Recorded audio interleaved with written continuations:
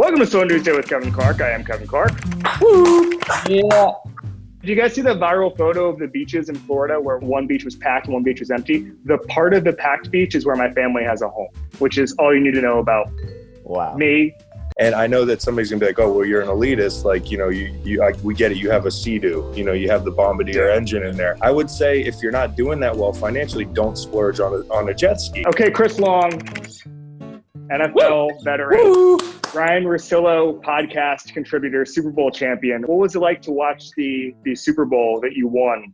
Now that we're only replaying classic games, what stood out about that? I think it was great. I mean, I was watching some plays we made, like the high tower sack, the forced fumble, and watching me right there, I wasn't even excited because we were just that down. Brought back all these memories of like the dejection of the first half, the mountain we had to climb, and everything that Atlanta could have done wrong, they did wrong. Every time you watch it, something new jumps out at you. Tom Brady said this on Instagram yesterday, but it's like when you're down 28-3, it's almost like, oh my God, how are we actually going to do this, even though it already happened? Tom's so competitive, he wants to defeat the replay. All right, like, I can at least sit there and enjoy it. What's the number one thing you've learned about yourself during this quarantine? I actually have realized I don't like sports that much.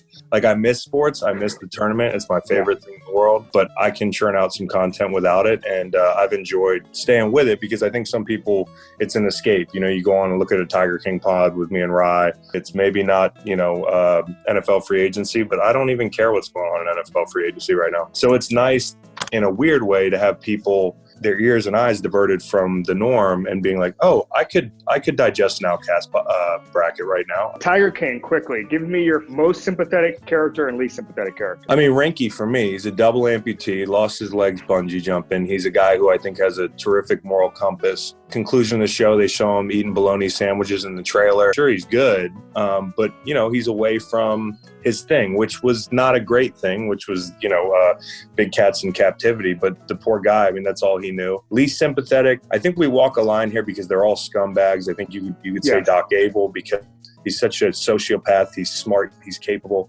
Jeff Lowe, he's the biggest scumbag that's actually capable of conning you wearing affliction, which is insane to me. Like, I've never seen somebody wearing affliction who would be able to get over on me, but maybe it's Jeff Lowe. I had a bit of an existential crisis, and I'm from Florida, and when I saw Jeff Lowe, I was like, oh man, I know a million dudes like that. I know a million dudes like that. The Jeff Lowe type where it's the rented mansion, tons of debt. By the way, everything in that show material reeks of borrowed money. I mean, even Garrison's jet ski with the spray coming out of the back. When you have spray coming out of your jet ski in the back, that's big cat money. That's not actual rich people money. And I know that somebody's gonna be like, "Oh, well, you're an elitist. Like, we get it. You have a Sea-Doo. You have the Bombardier engine in there." I would say if you're not doing that well financially, don't splurge on a jet ski. The NFL offseason is basically not going to happen. And maybe we'll get a full training camp. Maybe. Is it going to be new coaches who suffer the most? Is it going to be veteran teams who are helped the most because they kind of know what to do with a team like the Ravens? What happens if you're not essentially able to practice or even have real football until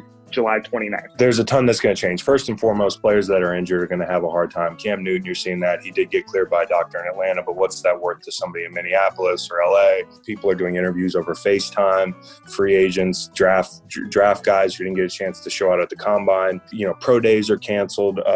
That's going to change things for the players. That's going to change things for the coaches. And there's some organizations and scouting departments that have traditionally dug deep for lesser known guys, small school guys. There's going to be no Bill Belichick in the rain out of Wichita State working some kid out you never heard of. You've got guys with character issues coming out of the draft, quote unquote character issues. I always put that in quotes. But those are traditionally guys who stand to gain the most from a face-to-face meeting. They're not having those. You look at a team like the Chiefs, okay? You win a Super Bowl, generally you're burnt out, you're physically tired. This might actually give them time to rest. A lot of times you get back in the building after you win a Super Bowl and the coaches beat it into your head that, hey, you're going to be complacent, this, that, and the third. And it can become a self-fulfilling prophecy.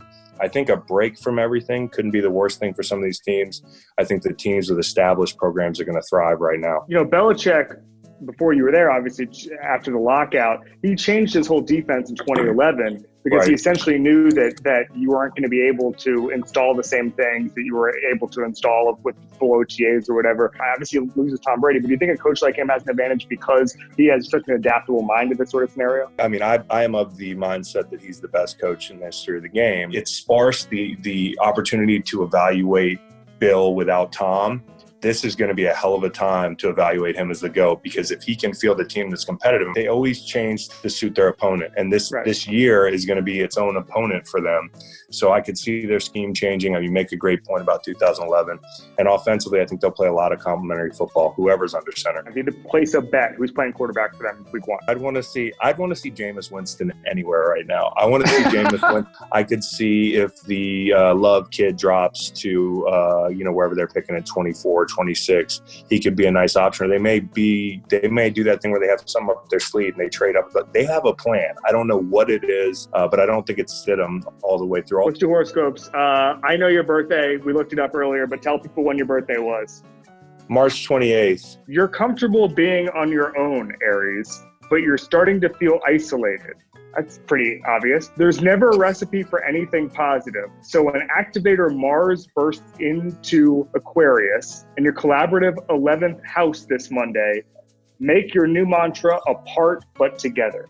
Oh, I like that. I mean, me and my son Waylon are in here right now. Waylon's sitting over there right now. He's just zoned out on his iPad. We are apart, but we're together. We'll get you out of here on Club Kevin. Is there anybody who you think crushed it this week? Social media, whatever, that you think deserves inclusion in a Club Kevin where we honor the person who crushed it most this week?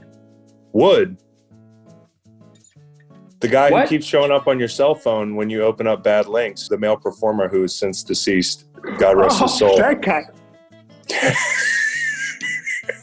So I said this last week. If we got in a time machine, 2023, God willing, we're all doing better. You look at a picture, there's a 4-picture set. It's Fauci, Tom Brady in a Bucs uniform. It's Wood and it's Joe Exotic. That was this past week. And you'll always know where you were. Wood, welcome to Club Kevin. I can't imagine a better way to end this episode. No, that's good.